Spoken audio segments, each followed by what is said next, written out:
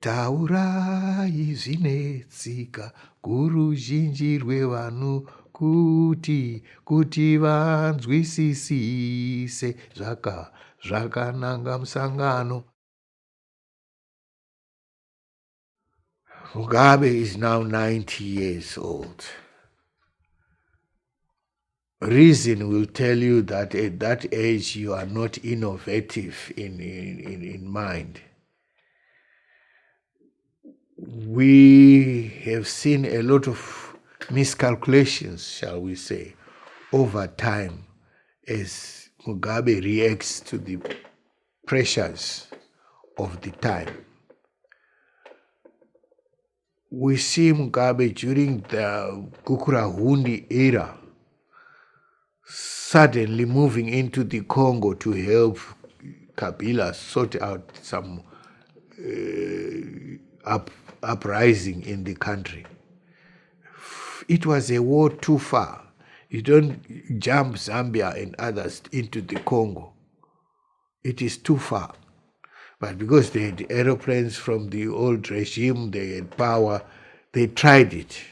But their aim was to get the diamonds so that they can improve the economy, which again exacerbated the problem. Now comes the war veterans. A lot of people don't understand the power of the war veterans over Mugabe.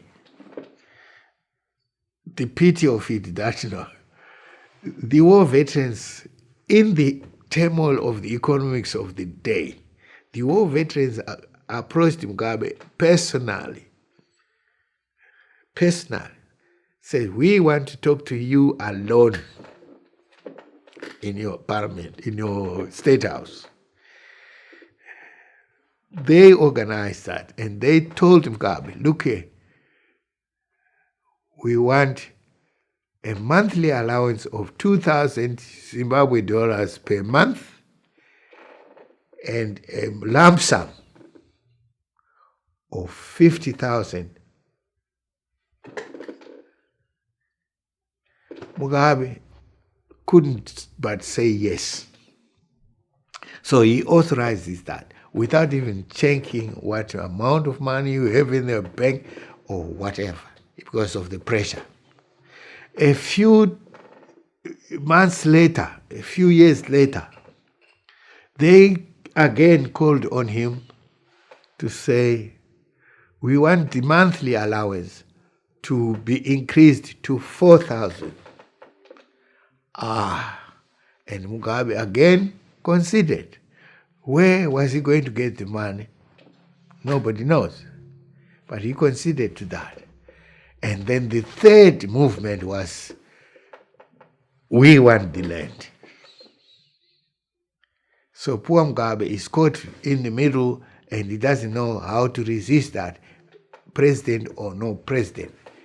There are young boys and girls who were running his show. And so the economy will naturally go down if you overspend and if you don't protect what you have financially. And so we have a situation now where the hospitals have nothing much, where the economy is down, where unemployment is rife, where the drought also is contributing to the whole enchilada of things, and we are in a very terrible situation.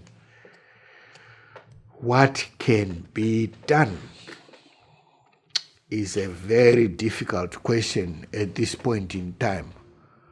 But I believe that both Mugabe and ZANU-PF, and to some extent the British government, are ready to come together and reach another understanding. The understanding is going to be very difficult, I think, because it will start with the land question. What do you do when you don't pay? Who is going to pay for the land? Who is going to pay? It has been a long-standing struggle, even at Lancaster 1. who is going to pay? An estimated amount is like 8 billion. It is a figure too much for any donor. It is just too much. No donor will join in that kind of thing. The Zimbabwe government says we don't pay for the land that belongs to us. The commercial farmers are saying, if you follow the rule of law and the international politics, this land is ours. You have got to be paid. And that ends that piece of land. Mugabe wants to go on in power. No matter what happens, he is in power and so on. If nothing is done between now and then, it means he will, somebody else who toes the line of Mugabe will take over and prolong this misery. But at the same time, I believe that everybody is saying, let's find a way. But the way is difficult at this point in time unless all the stakeholders come together in the form of rapprochement, where people must say, things have gone wrong here. People in Zimbabwe do not deserve this. We must come together and talk about it. Whatever it is, we could benefit from a Lancaster House 2, where all the stakeholders will come together and review the situation and find a way.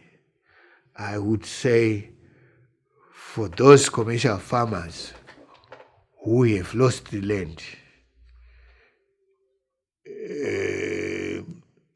some way has to be found for them to go back to the land and do the work they want, they know best. To the British government, one would say it is a pity that a few pages were missed in the Lancaster House Agreement. And maybe those pages created a misunderstanding of some sort. So why not review those positions and come together?